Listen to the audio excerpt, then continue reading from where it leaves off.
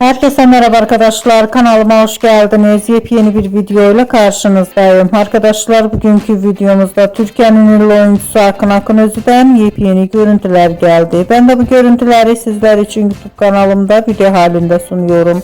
Umarım beğenirsiniz. Arkadaşlar, videomu beğendiyseniz kanalımı izlemeyi ve bildirim butonuna basmayı unutmayın. Hoşça kalın.